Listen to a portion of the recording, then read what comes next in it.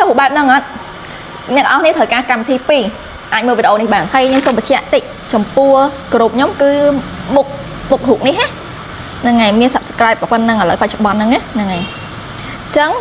ដំបូងឡើយអ្នកនរគ្នាត្រូវបង្កើតរូបហ្នឹងជាពី Gemini មកសិនខ្ញុំនឹងតម្លាក់ព្រមនៅក្នុងក្រុមជូនគេមានទាំងស្រីមានទាំងប្រុសជាងយើងចូលត្រូវចូលក្នុងកម្មវិធី Gemini សិនតបមកយើងដាក់រូបយើងចូល image សញ្ញាបូក gallery ដាក់រូបឲ្យតបមកយើងផាសព្រមយើងតបមកយើងធ្វើការចុចសែនរូបនេះចុចសែនទៅ generate ឲ្យនេះគឺបានរូបអូខេអញ្ចឹងកម្មវិធីទី2អ្នកនរគ្នាចូលកម្មវិធី Meitu បើសិនក្នុងករណីអ្នកនរគ្នាមានកម្មវិធីអីផ្សេងដើម្បីដាក់អក្សរបានអ្នកនរគ្នាចូលតាមកម្មវិធីរបស់អ្នកនរគ្នាទៅគ្រាន់នេះគឺជាកម្មវិធីដែលខ្ញុំប្រើរាល់ថ្ងៃគឺចូលក្នុងកម្មវិធី Meitu ហ្នឹងមកយកពាក្យ photo ដើម្បីយើងធ្វើការស្លេករូបមុនហ្នឹងហើយយើងចុច text ដើម្បីដាក់អក្សរអូខេអញ្ចឹងអក្សរខ្ញុំនឹងដរាប់អក្សរហ្នឹងនៅក្នុងក្រុមអ្នកនរគ្នាអ្នកនរគ្នាអាចធ្វើការ copy ផាសបានណាអញ្ចឹងងាយស្រួលទាំងអង់គ្លេសទាំងចិនខ្ញុំនឹងតម្លាក់ចូលនៅក្នុងក្រុម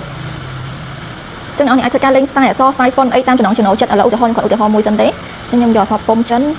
អូខេឧទាហរណ៍ខ្ញុំឆ្លាញ់ font ហ្នឹងមួយព្រោះវាអានេះអ្នកនរគ្នាអាចធ្វើការលេង style បច្ឆបដេកអីតាមចំណង់ចំណូលចិត្តអានេះគ្រាន់តែខ្ញុំធ្វើតាមចឹងនិយាយថា style ចិនចិត្តសេអក្សរបច្ឆចុះក្រោមចេះ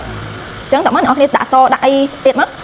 អូខេចឹងអានេះគឺរួចរាល់ហើយចាប់បានព្រមហ្នឹងអ្នកនរគ្នាអាច join Telegram channel របស់ខ្ញុំបាន